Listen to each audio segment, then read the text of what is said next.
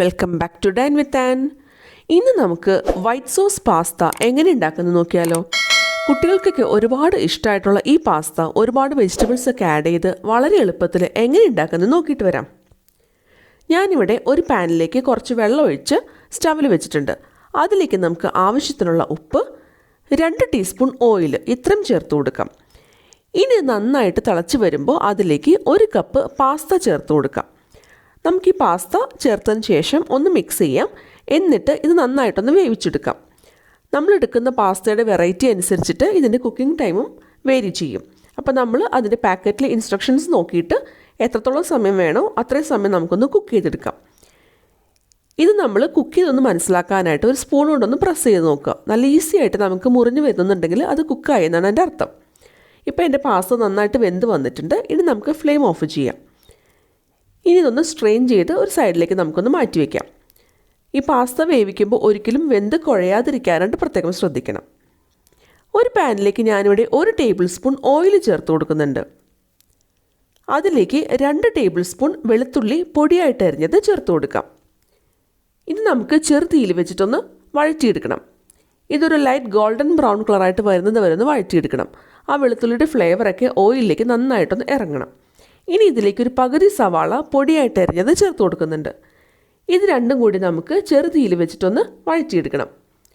ഈ സവാള ചെറുതായിട്ടൊന്ന് വാടി വന്നാൽ മാത്രം മതിയാവും. ഇനി ഇതിലേക്ക് നമ്മൾ 1/2 കപ്പ് ക്യാരറ്റ് പൊടിയായിട്ട് അരിഞ്ഞത്,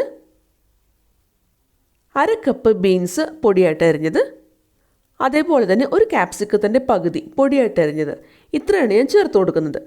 നിങ്ങൾക്ക് ഇഷ്ടമുള്ള വെജിറ്റബിൾസ് ഇഷ്ടമുള്ള ക്വാണ്ടിറ്റിയിൽ നിങ്ങൾക്ക് ചേർത്ത് കൊടുക്കാം കേട്ടോ. വെജിറ്റബിൾസൊക്കെ കഴിക്കാൻ മടിയുള്ള കുട്ടികൾക്കൊക്കെ ഇതുപോലെ എല്ലാ വെറൈറ്റി വെജിറ്റബിൾസും ആഡ് ചെയ്ത് നമുക്ക് ചേർത്ത് കൊടുക്കാവുന്നതാണ്. ഇനി നമുക്കിത് ചെറുതീയിൽ വെച്ചിട്ടൊന്ന് വഴറ്റിയെടുക്കണം. ഇനി വെജിറ്റബിൾസിലേക്ക് ആവശ്യത്തിനുള്ള ഉപ്പ്, അതേപോലെ തന്നെ എരിവിന് ആവശ്യത്തിന് 1/2 ടീസ്പൂൺ കുരുമുളക് പൊടിയാണ് ഞാൻ ചേർത്ത് കൊടുക്കുന്നത്. ഇതെല്ലാം കൂടി ഒന്നുകൂടി ഒന്ന് മിക്സ് ചെയ്തെടുക്കാം. എന്നിട്ട് നമുക്കിതൊന്ന് വേവിച്ചെടുക്കണം. നമ്മുടെ ഓരോരുത്തരുടെയും ഇഷ്ടത്തിനനുസരിച്ചിട്ട് ഒന്നുകിൽ ഹാഫ് കുക്ക്ഡ് അല്ലെങ്കിൽ ഫുൾ കുക്കായിട്ട് നമുക്കിതൊന്ന് വേവിച്ചെടുക്കാം. ഇപ്പോൾ എൻ്റെ വെജിറ്റബിൾസൊക്കെ നന്നായിട്ട് വെന്ത് വന്നിട്ടുണ്ട്. ഇനി നമുക്ക് ഫ്ലെയിം ഓഫ് ചെയ്യാം. ഇനി ഇതൊരു സൈഡിലേക്കൊന്ന് മാറ്റി വയ്ക്കാം. ഞാനിവിടെ ഒരു പാനിലേക്ക് 2 ടേബിൾ സ്പൂൺ ബട്ടർ ചേർത്ത് കൊടുക്കുന്നുണ്ട്. നമ്മൾ പാസ്ത തയ്യാറാക്കുമ്പോൾ ബട്ടറിൽ സോട്ട് ചെയ്യുന്നതാണ് എന്തുകൊണ്ട് നല്ലത്. അതൊന്ന് ഉരുകി വരുമ്പോൾ അതിലേക്ക് 2 ടേബിൾ സ്പൂൺ മൈദ ചേർത്ത് കൊടുക്കുന്നുണ്ട്. നമുക്കിനിത് ചെറുതീയിൽ വെച്ചിട്ട് ഒന്ന് വഴറ്റിയെടുക്കണം. ഈ മൈദയുടെ പച്ചമണം ഒന്ന് പോകുന്നത് വരെ മാത്രം വഴറ്റിയെടുത്താൽ മതിയാവും. അതിൻ്റെ കളർ മാറാതിരിക്കാനായിട്ട് പ്രത്യേകം ശ്രദ്ധിക്കണം. ആ ഒരു വൈറ്റ് കളറിൽ തന്നെ വേണം നമുക്ക് ഈ മൈദ ഒന്ന് വഴറ്റിയെടുക്കാനായിട്ട്. കൈയെടുക്കാതെ ഒന്ന് വഴറ്റി കൊടുത്തുകൊണ്ടേയിരിക്കുക. ഇപ്പോൾ മൈദയൊക്കെ ഒന്ന് വഴന്ന് വന്നിട്ടുണ്ട്. ഇനി ഇതിലേക്ക് നമുക്ക് 1/2 കപ്പ് പാല് ചേർത്ത് കൊടുക്കാം. എന്നിട്ട് വീണ്ടും ചെറുതീയിൽ വെച്ചിട്ട് ഒന്നുകൂടി ഒന്ന് മിക്സ് ചെയ്തെടുക്കാം. നമ്മൾ ഈ പാല് ചേർത്തതിന് ശേഷം മിക്സ് ചെയ്യുന്തോറും ഇത് കട്ടിയായി വരും.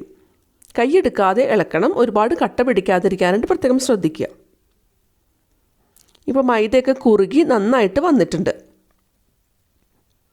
ഇത്രയും കട്ടിയായെന്ന് വിചാരിച്ച് നിങ്ങൾ പേടിക്കൊന്നും വേണ്ട. നമ്മളിനി ഇതിലേക്ക് 1 കപ്പ് കൂടി പാല് ചേർത്ത് കൊടുക്കുന്നുണ്ട്.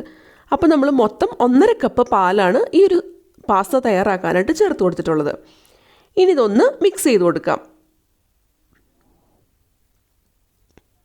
നമുക്കിത് കട്ട പിടിച്ചൊന്ന് തോന്നുകയാണെന്നുണ്ടെങ്കിൽ നമ്മൾ ഉപയോഗിക്കുന്ന സ്പൂൺ അല്ലെങ്കിൽ തവി ഒക്കെ ഒന്ന് മാറ്റി വെച്ചിട്ട് ഒരു വിസ്ക് ഉപയോഗിച്ചിട്ട് ഇത് നന്നായിട്ടൊന്ന് മിക്സ് ചെയ്തെടുക്കാം. ലോ ഫ്ലെയിമിൽ വെച്ച് വിസ്ക് ഉപയോഗിച്ചിട്ട് മിക്സ് ചെയ്യുമ്പോൾ ഇതിൻ്റെ കട്ടയൊക്കെ നമുക്കൊന്ന് അലിഞ്ഞ് കിട്ടും. എന്നിട്ട് നല്ലൊരു സ്മൂത്ത് ടെക്സ്ചറായിട്ട് നമുക്ക് കിട്ടണം. ഇതാണ് ഇതിൻ്റെ ഒരു കറക്റ്റ് കൺസിസ്റ്റൻസി എന്ന് പറയുന്നത്. എന്നാൽ ഒരുപാട് കട്ടിയായി പോകാനും പാടില്ല. ഇപ്പോൾ നമ്മുടെ സോസ് ഇവിടെ തയ്യാറായിട്ടുണ്ട്. ഇനി ഇതിലേക്ക് 1/2 ടീസ്പൂൺ കുരുമുളക് പൊടി, 1/2 ടീസ്പൂൺ ചില്ലി ഫ്ലേക്സ്, അതേപോലെ തന്നെ ഈ സോസിന് ആവശ്യത്തിനുള്ള ഉപ്പ്, ഇത്രയും ഞാൻ ചേർത്ത് കൊടുക്കുന്നത്. നമ്മൾ ഓൾറെഡി ആദ്യമേ തന്നെ കുറച്ച് കുരുമുളക് പൊടി ചേർത്തതാണ്.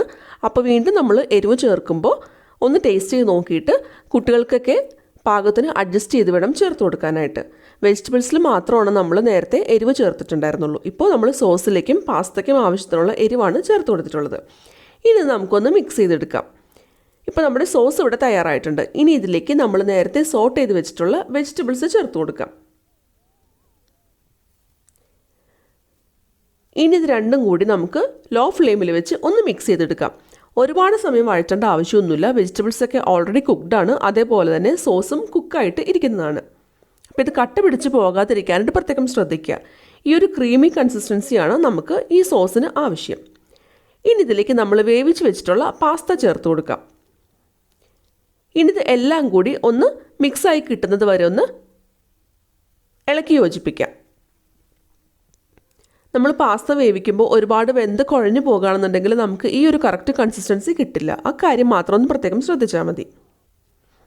ഈ ഒരു സ്റ്റേജിലൊന്ന് ടേസ്റ്റ് ചെയ്ത് നോക്കുക. ഇതിലേക്ക് ഉപ്പ് അല്ലെങ്കിൽ എരിവൊക്കെ ആവശ്യമുണ്ടെങ്കിൽ നമുക്ക് ചേർത്ത് കൊടുക്കാം. ഇനി ഇതിലേക്ക് നമുക്കൊരു 2 ടേബിൾ സ്പൂൺ ചീസ് ഗ്രേറ്റ് ചെയ്ത് ചേർത്ത് കൊടുക്കാം. കുട്ടികൾക്കൊക്കെ ഒരുപാട് ഇഷ്ടമായിരിക്കും ചീസ് അല്ലേ? അപ്പോൾ നമ്മൾ വെജിറ്റബിൾസൊക്കെ കഴിക്കാൻ മടിയുള്ള കുട്ടികൾക്ക് ഇങ്ങനെ ചീസൊക്കെ ഗ്രേറ്റ് ചെയ്തിട്ട് നല്ല ക്രീമി ആയിട്ടുള്ള പാസ്ത ഉണ്ടാക്കി കൊടുത്തു നോക്കൂ. അവർക്കൊക്കെ ഒരുപാട് ഇഷ്ടമാവും. ഇത്രേ ഉള്ളൂ. ഇനി നമുക്ക് ഫ്ലെയിം ഓഫ് ചെയ്യാം. ഈ ചീസൊക്കെ ഒന്ന് മെൽറ്റായി വന്നിട്ടുണ്ട്. അപ്പോൾ എല്ലാവരും ട്രൈ ചെയ്ത് നോക്കണം. ഈ വീഡിയോ ഇഷ്ടമായിരുന്നുണ്ടെങ്കിൽ ലൈക്ക് ചെയ്യാനും കമൻറ്റ് ചെയ്യാനും ഷെയർ ചെയ്യാനും മറക്കരുത്. എൻ്റെ ചാനൽ ആദ്യമായിട്ട് കാണുന്നവരാണെന്നുണ്ടെങ്കിൽ ഒന്ന് സബ്സ്ക്രൈബ് ചെയ്തോളൂ കേട്ടോ. ഒപ്പം കാണുന്ന ബെല്ലൈക്കൺ പ്രസ് ചെയ്യാൻ മറക്കരുത്. അതിലെ ഓൾ എന്നുള്ള ഓപ്ഷൻ ഇനേബിൾ ചെയ്യണം. എന്നാൽ മാത്രമാണ് ഞാനിടുന്ന വീഡിയോ നോട്ടിഫിക്കേഷൻസൊക്കെ നിങ്ങൾക്ക് ഫ്യൂച്ചറിലും കിട്ടുള്ളൂ. അപ്പോൾ വീണ്ടും വേറൊരു അടിപൊളി റെസിപ്പിയായിട്ട് അടുത്ത വീഡിയോയിൽ കാണാം. അതുവരെ ബൈ.